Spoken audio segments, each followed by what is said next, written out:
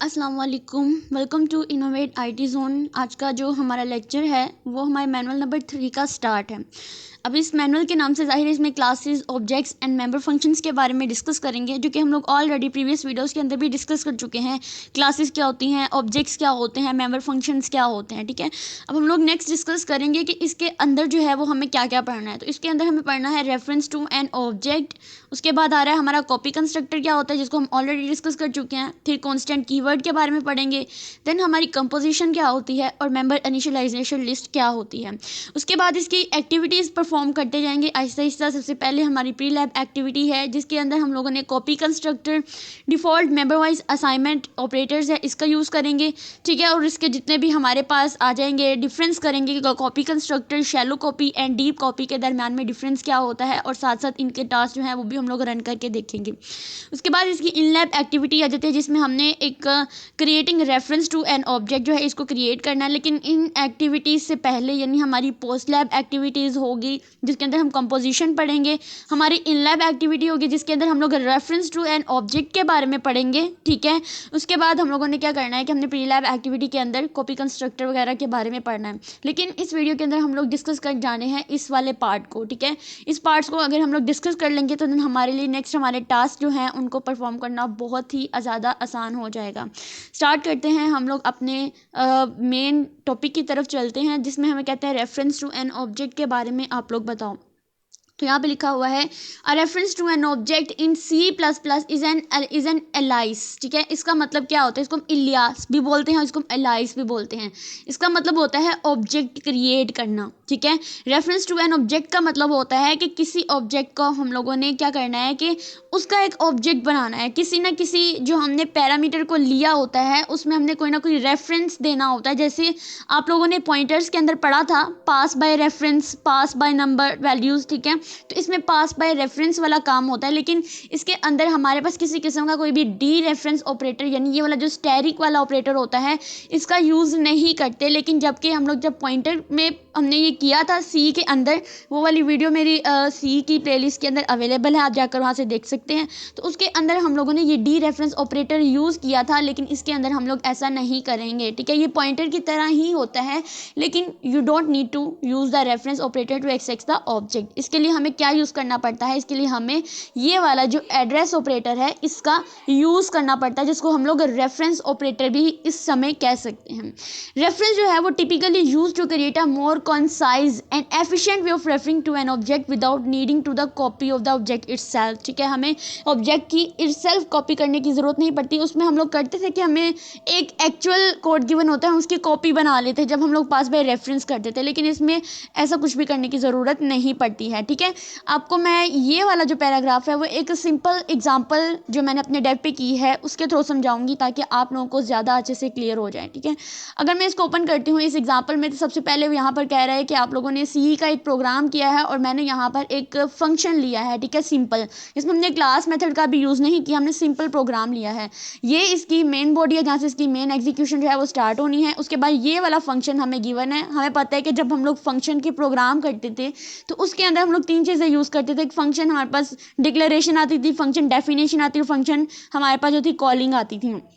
लेकिन यहाँ पे मर्जी होती है कि फंक्शन डेफिनेशन या फंक्शन डिक्लेरेशन को हम लोग एक ही जगह पर सेट कर सकते हैं। जैसे यहाँ पर मैंने एक फंक्शन लिया है डबल वैल्यू के नाम से। ठीक है, आप यहाँ पर कोई भी फंक्शन का नेम ले सकते हैं। उसके बाद यहाँ पर देखिए मैंने एक पैरामीटर लिया है नम, और इसमें ये वाला रेफरेंस ऑपरेटर इसको हम कह सकते हैं उसका यूज़ किया है। अब यहाँ पर मैंने एक मल्टीप्लाई, ये पॉइंटर नहीं है बल्कि मल्टीप्लाई है, नम स्टैरिक इज इक्वल टू 2, यानी इसके अंदर जो है वो 2 मल्टीप्लाई होकर आएगा इसकी जो भी वैल्यू मैं दूंगी।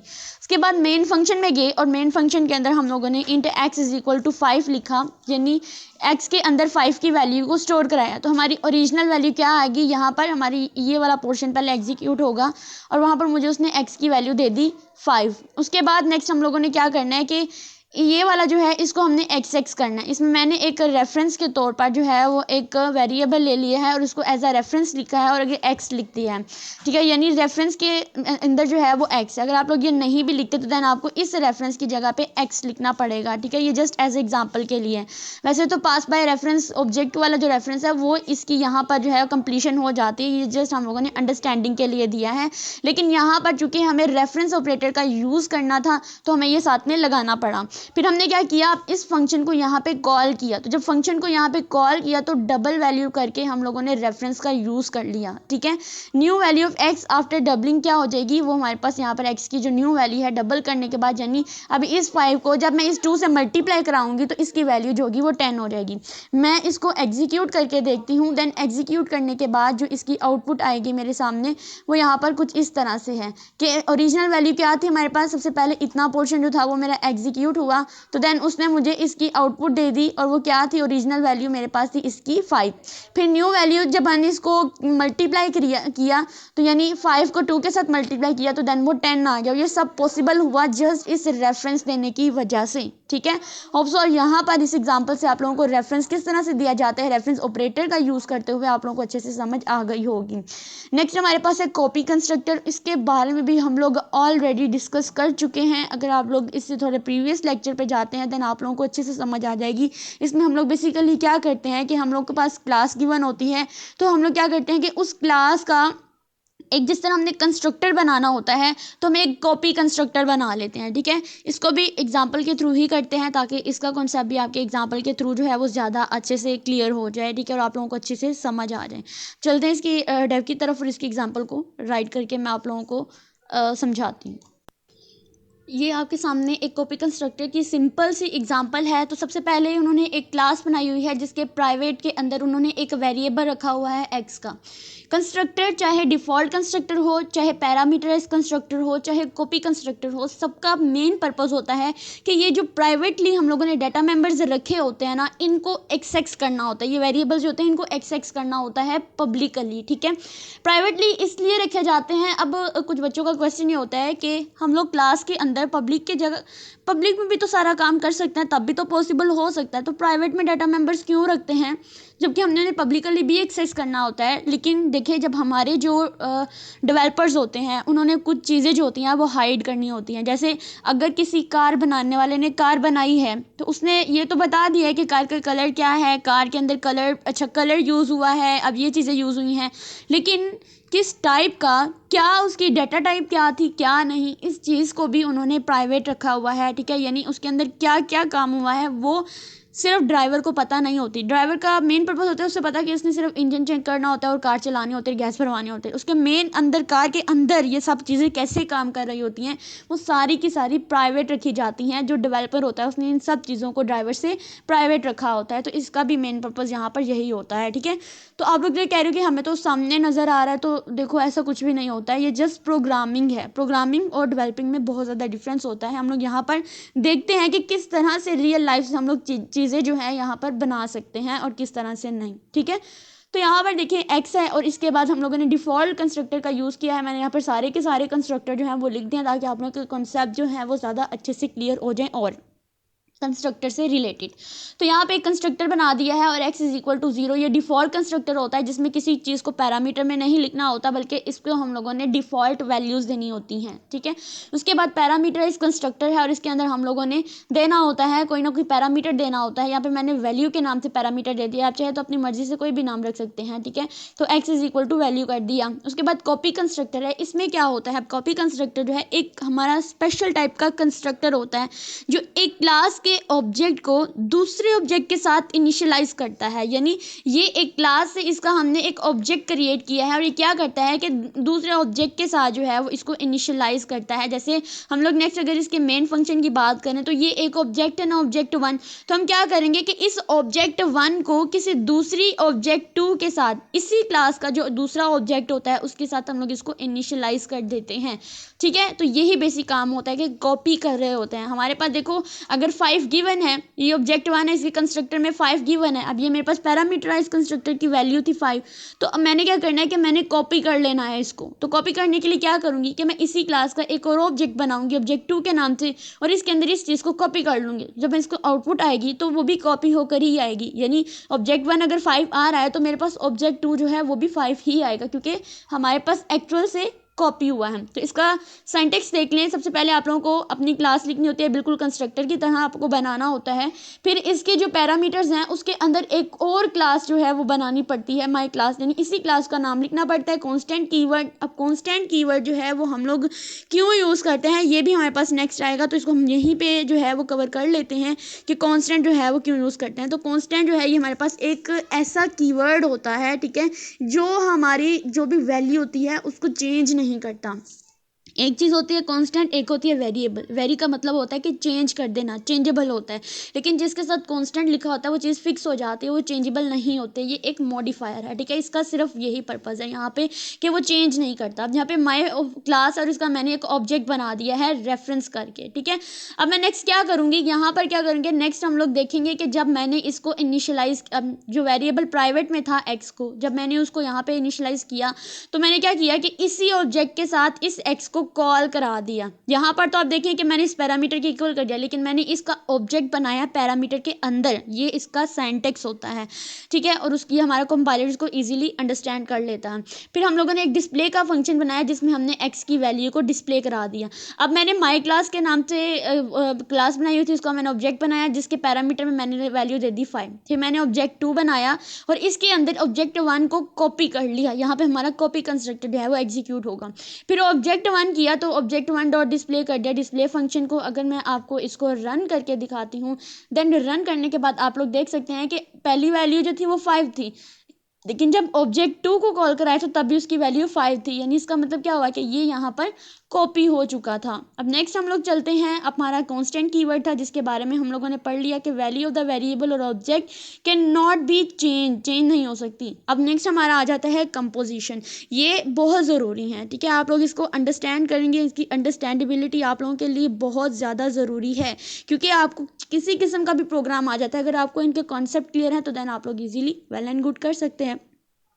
तो कंपोजिशन जो है ये हमारा एक ऑब्जेक्ट ओरिएंटेड प्रोग्रामिंग कॉन्सेप्ट है, जो एक क्लास को दूसरी क्लास के ऑब्जेक्ट के साथ जो है वो कंबाइन करने का एक बहुत ही अच्छा मेथड होता है। यानी एक क्लास को ही हम लोग जैसे क्लास बनाते हैं, उसको मेन के अंदर उसका ऑब्जेक्ट बना रहे होते हैं, लेकिन इसमें हम क्या करते हैं कि एक क्लास को दूसरी क्लास के अंदर एज अ ऑब्जेक्ट बना रहे होते हैं, एज अ डाटा मेंबर जो है वो ले रहे होते हैं। मैं उसको आपको इसकी एक सिंपल सी एग्जांपल के साथ जो है वो, यहाँ पर तो उन्होंने एग्जांपल दी है, स्ट्रिंग, वेरिंग, इंजन है, तो मैं कार और इंजन की जो है क्लासेस बनाकर किस तरह से मैं उस पर कंपोजिशन वाला टेक्निक जो है वो अप्लाई करती हूँ, वो आप लोगों को मैं थोड़ी देर मतलब उसको मैं कोड को लिख कर मैं आप लोगों को उसको समझाती हूँ।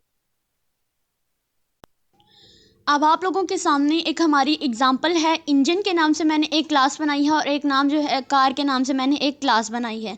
अब इंजन कार के अंदर मैंने सिर्फ एक मेंबर फंक्शन लिया है।